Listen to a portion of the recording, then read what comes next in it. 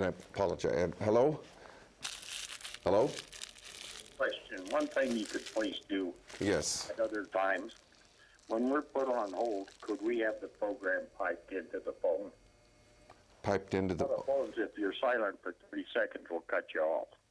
Oh, I see. I see. Okay. But, Okay. I hear her describing poverty. There is no such thing as poverty. God gave us the poor, not poverty. Poverty is a political term used for the sole purpose of creating an emotional feelings to give money to a group that has less than us. And so we can look down on them, and we can think how much better off we are and everything. And as far as her description of poverty of the Mexican family, I lived in Pocatello, Idaho in the Depression, and there's nothing she has said that we didn't do right here during the Depression. We didn't have money. And that we had friends. And that was an example. I mean, I wasn't saying that. But what I'm saying is what you have described is what we had right here in 1933 to about 1939. The same conditions. We made our own fun. All the kids in the neighborhood were of one parent. If one parent saw you doing wrong, guess what?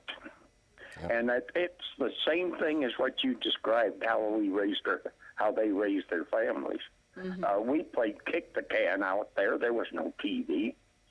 It was 1937 before we had our first radio, and that was a little used one that my parents bought somewhere for $5. So, but what a wonderful thing it was in the house. But yes, we have the poor, and poor will always be with us because there's always somebody down on their luck. But poverty is a government ploy. I'm sorry, but that's about all it is, to create situations and publicize conditions that they want to change. And every time we get it changed, they raise the bar. So it's I cannot buy that.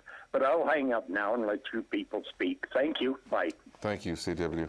I was just going to say, Thank you. I think you already addressed that in differentiating between material poverty and spiritual poverty. Your own story is about someone who wasn't particularly concerned with material poverty, but until you had the experience you had, you didn't realize how poor of spirit you were. I mean, you didn't even realize how poor of spirit you were. And I think that's the mission you're on, is to, and if I'm wrong, let me know, but the difference between that spiritual poverty, that emptiness, and simply being hungry because you didn't get your hamburger this afternoon. But you know something, John, right? I'm convinced that the Lord is always talking to all of us. He will never force us because we have a will. I had a will to say yes or no to him. I had a will to go to when the events started happening in Europe. I think you weren't here when I mentioned how I ended up going on this pilgrimage, not the pilgrimage, but to Medjugorje, is because of events that happened in Europe. I had a will to say, you know what, I don't care. We always have a prompting in our hearts. I really believe we are created by him. Absolutely. So as his children, he will never leave us alone. It's impossible because he's a loving father. He's always prompting us. Now the question is, are we listening? Are we following the prompting? Are we using our will to say yes, or are we using our will to say no? And we all have a choice. My choice to leave everything and come here was something that was people considered absolutely insane. The people who know me, the attorneys who know me, the professionals who know me, even my own family members. Are you crazy, Samia? What are you doing? You suffered so much to go to law school for your career, and now you're gonna go to where? Idaho? Or it wasn't even Idaho, Iowa? I'm like, it's Idaho.